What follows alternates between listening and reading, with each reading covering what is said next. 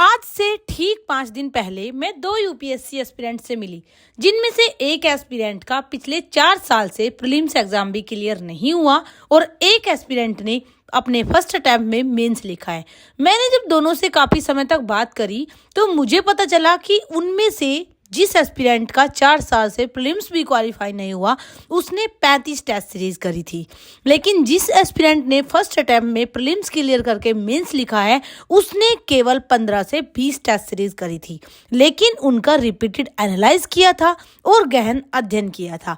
यही होता है मेन अंतर, एक निरंतर मेहनत करना और एक बिना रणनीति के तैयारी करना।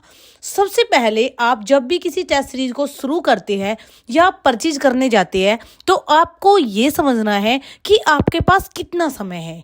अगर आपके पास असीम समय है और समय की कोई कमी नहीं है तो आप जितनी मर्जी उतनी टेस्ट सीरीज करें, लेकिन अगर आपके पास समय की कमी है थोड़ी सी और आपको फिर उनका अध्ययन करने में थोड़ी सी दिक्कत हो सकती है तो आप टेस्ट सीरीज 15 से 20 के अकॉर्डिंग कर सकती है। लेकिन इसमें आपको करना क्या है और आपको कैसे टेस्ट सीरीज को समझना है और कैसे उनको आप अपने घर पर बैठकर एक लो कॉस्ट में दे सकते हो, क्योंकि अगर आप ऑनलाइन टेस्ट सीरीज खरीदते हो तो कुछ बच्चों की आर्थिक स्थिति ऐसी नहीं होती कि वो 5, 10, 25, 20, 30 हजार की टेस्ट सीरीज खरीद सके। तो अगर आप आराम से अपने घर पे बैठकर तैयारी कर सकते हैं और टेस्ट सीरीज को कर सकते हैं तो आपको अमेजोन या फ्लिपकार्ट पे टेस्ट सीरीज मिल जाएगी, जिसमें आप 15 से 20 ले सकते हो, 20 से 30 ले सकते हो, लेकिन ये सब निर्भर करता है आपके समय पर। अब मैं आप लोगों को बताऊं आपको करना क्या है। सबसे पहले आपको अपनी टेस्ट सीरीज को ले लेना है। परचेज करने के बाद आप पहले नंबर की टेस्ट सीरीज से आप दोनों ही तरह की कर सकते हो, फुल लेंथ वाली भी और सेक्शनल वाली भी। मुझे हमेशा से सेक्शनल वाली ज़्यादा पसंद आई है क्योंकि उसमें मैं एक आइडिया लगा सकती हूँ कि अगर मैंने पॉलिटी की आज टेस्ट सीरीज करी है, अगर मैंने आज अर्थव्यवस्था की टेस्ट सीरीज करी है तो इसमें मेरा कितना कवर हो रहा है और मुझे कितनी और ज़्यादा सुधार की आवश्यकता है।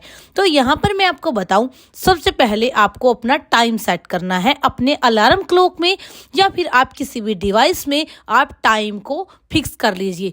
जितने टाइम में आप एग्जाम हॉल में अपना पेपर देंगे उतने ही टाइम में आप टेस्ट सीरीज को कंप्लीट करने की कोशिश कीजिएगा, क्योंकि ये सब आपकी हैबिट में आ जाता है और जैसी आप आदत डालोगे खुद में, आप में ऐसी ही आदत बनी रहती है। तो आपको सबसे पहले क्या करना है, आपको अपना समय प्रबंधन फिक्स करना है, यानी आपको अपने टाइम को किसी भी डिवाइस में ऐड ऑन कर लेना है और उसी समय सीमा के अंदर आपको अपनी टेस्ट सीरीज को पूरा करना है।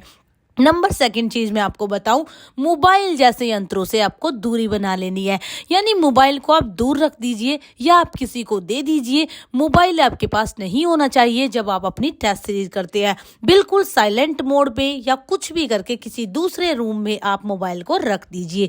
उसके बाद आपको जितना आता है आपको उतना करना है, यानी पहला जो आप अंतराल लोगे उसमें आपको पहले जो आप सबसे पहले स्टार्ट करोगे तो आपको वो क्वेश्चन को टिक करना है, या आप सबसे अच्छा होगा कि आप एक OMR सीट ले लीजिए और उसमें आप सर्कल भरने की कोशिश कीजिए। और जब आप OMR सीट पे एग्जाम दोगे, आप अपनी टेस्ट सीरीज दोगे तो आपको एक एग्जाम लाइक कंडीशन फील होगी। और यहाँ पे सबसे ज्यादा जो आपको अनुभव होगा ना, वो आप जो आपका रोल नंबर, आपका जो टेस्ट पेपर, आप उस सब को भी आप भरोगे, यानी आप अपने नाम के सर्कल भरोगे, तो इससे आपको एक एग्जाम हॉल में एरर करने की थोड़ी सी कमी हो जाएगी। अब आपको यहाँ पे जितना आता है आपको उतना करना है। उसके बाद आप चाहे तो 50-50 एलिमिनेशन मेथड भी यूज कर सकते हैं और उसकी आप अच्छे से प्रैक्टिस कर सकते हैं। उसके बाद आपका ये काम हो गया। सेकंड रो में आपको मिलान करना है कि आपके कितने क्वेश्चन गलत हुए, कितने क्वेश्चन सही हुए। अब यहाँ पे ध्यान देने वाली बात है, बच्चे क्या करते हैं, जो उनके गलत हुए उसका एनालाइज तो कर लेते हैं, लेकिन जो उन्होंने सही करे उनको दोबारा रिवाइज अच्छे से नहीं करते। तो मैं आपकी ये गलती, आपकी ये गलतफहमी दूर कर दूं कि आपको ऐसा नहीं करना है। जो आपने गलत करे हैं वो तो आपको करने ही है, जो आपने सही करे हैं उनका भी आपको गहनता से अध्ययन करना है, यानी कम हो लेकिन गहनता से परिपूर्ण हो। टेस्ट सीरीज भले ही आप कम कीजिए, लेकिन उनका जो एनालाइज है, उनका जो अध्ययन है, वो आपको रिपीटेड रिवीजन करना है।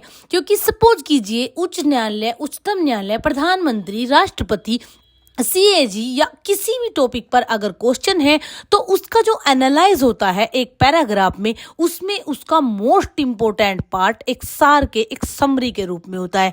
अगर आप उसको एनालाइज नहीं करोगे तो एग्जाम हॉल में जरूरी नहीं है क्वेश्चन सेम आएगा, क्वेश्चन अलग हो सकता है, लेकिन टेस्ट सीरीज में जो टॉपिक होते हैं वो होते हैं जो मोस्ट इंपोर्टेंट होते हैं। तो अगर आप पूरी की पूरी, आप मान के चलिए कि अगर आपने 20 टेस्ट सीरीज करी है तो यहाँ पे हर टेस्ट सीरीज में 100 क्वेश्चन होते हैं, यानी 100 का अगर आप 20 से मल्टीप्लाई करेंगे तो आप खुद सोच सकते हैं कि आपने 2000 टॉपिक को तैयार कर लिया है। और ये कम नहीं होता है, 2000 टॉपिक अपने आप में एक बहुत बड़ी एक अचीवमेंट है। अगर आप 2000 टॉपिक को कंप्लीट कर लोगे तो निश्चित ही आपका एक बहुत बड़ा एक मेजर पोर्शन आपका रेडी हो जाता है। तो ऐसे आप अपनी टेस्ट सीरीज को करिए।